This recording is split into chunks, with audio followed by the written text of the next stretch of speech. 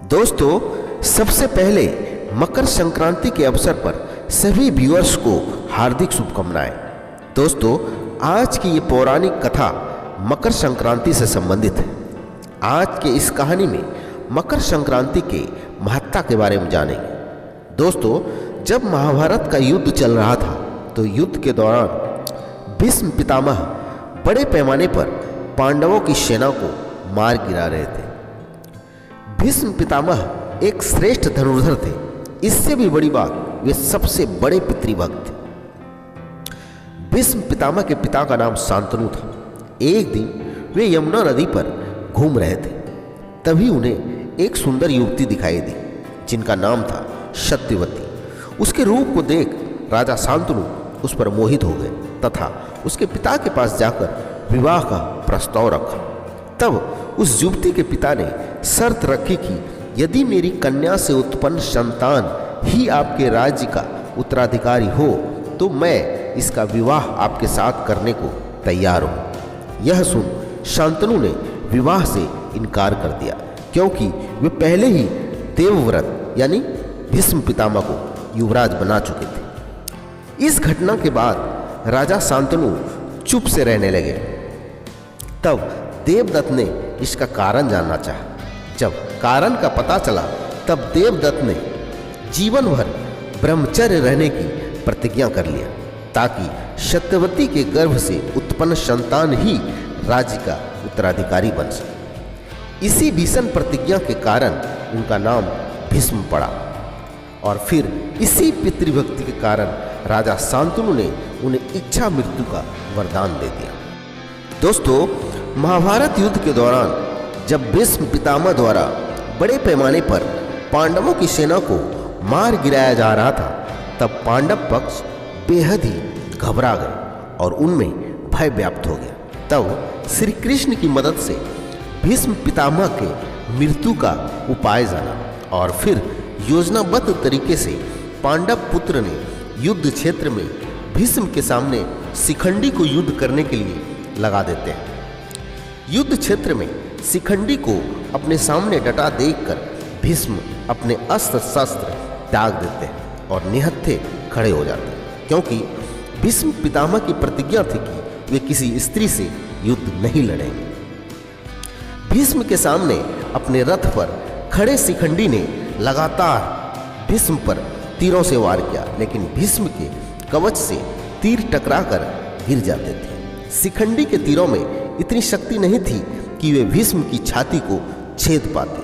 तब अर्जुन भी पीछे से भीष्म पर वार करने लगे।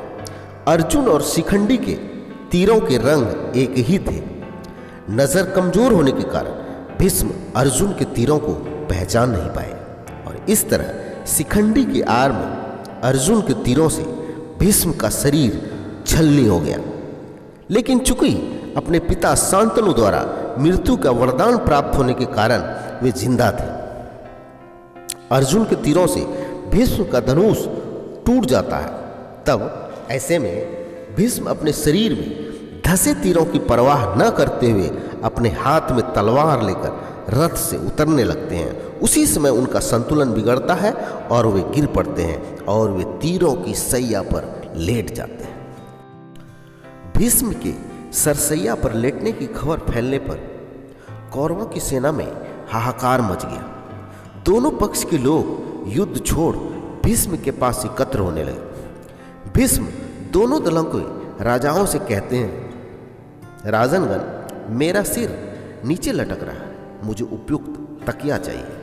उनके एक आदेश पर तमाम राजा और योद्धा मूल्यवान और तरह तरह के तकिए ले आते हैं, किंतु भीष्म पितामह ने उनमें से एक को भी न लेकर मुस्कुरा कर कहते हैं कि ये तकिए वीर सैया के काम में आने योग्य नहीं है राजन। फिर वे अर्जुन की ओर देख कर कहते हैं, बेटा, तुम तो क्षत्रिय धर्म के विद्वान हो।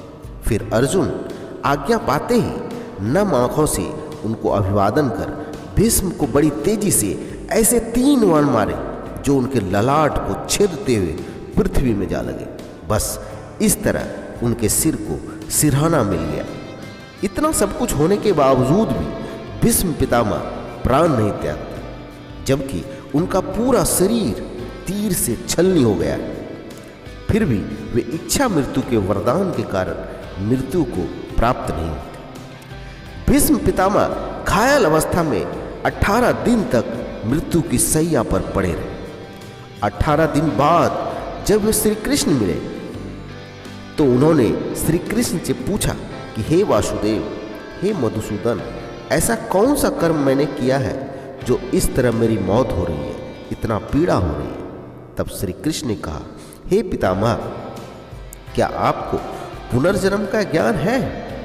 पितामह ने कहा, हाँ वासुदेव, मुझे 100 पुनर्जन्म का ज्ञान है और मैंने उन 100 पुनर्जन्म में किसी का अहित नहीं किया है। वासुदेव फिर से एक बार मुस्कुराए और बोले, पितामह, ये 101वें पुनर्जन्म का फल है जो आपको याद नहीं। 101वें पुनर्जन्म में आप राजवंश में जन्म लिए थे। जब आप युवराज थे और शिकार खेलकर जंगल से निकल रहे थे तो आपके घोड़े के अग्रभाग में एक करकाटा वृक्ष से नीचे आ गिरा। आपने इसे वान से उठा के पीठ के पीछे फेंक दिया। वे कांटेदार वृक्ष पर जा गिरा और इस प्रकार कांटे उसके पीठ में धंस गया, क्योंकि वो पीठ के बल ही उस पर गिरा था और जितना ही वह उससे निकलने की कोशिश करता उतना ही उसके पीठ में कांटा धंसते जाता।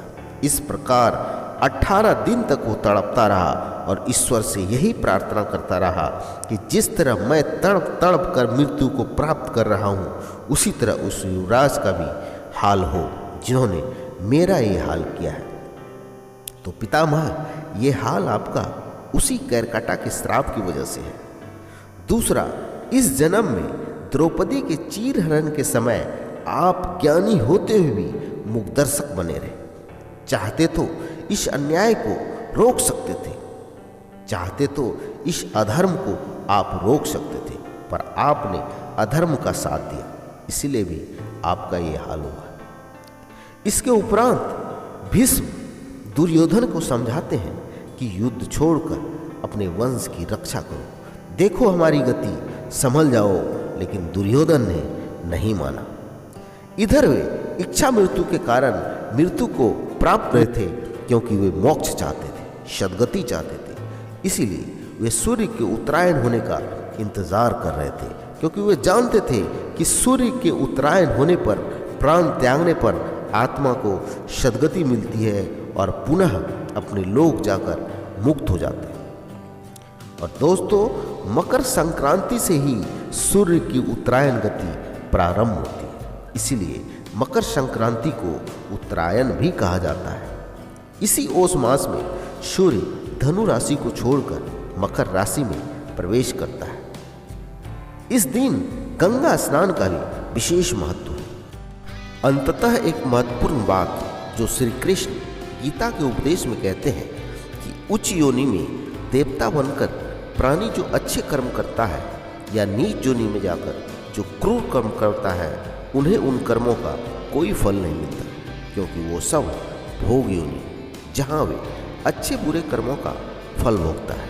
केवल मनुष्य की योनि ही एक ऐसी योनि है जहाँ किए हुए कर्मों का पाप और पुण्य होता है, क्योंकि ये कर्म योनि है। इसका तात्पर्य यह है कि अगर कोई पशु किसी की हत्या करता है तो उसे उसका पाप नहीं लगेगा, परंतु मनुष्य अगर अकारण किसी की हत्या करता है तो उसे उसका पाप का फल मिलेगा। अतः मनुष्य योनि में धर्म और कर्म की विशेष प्रधानता है। तभी तो भीष्म पितामह 18 दिन तक मृत्यु शैया पर उत्तरायण अर्थात मकर संक्रांति का इंतजार करते रहे ताकि उन्हें मोक्ष मिले।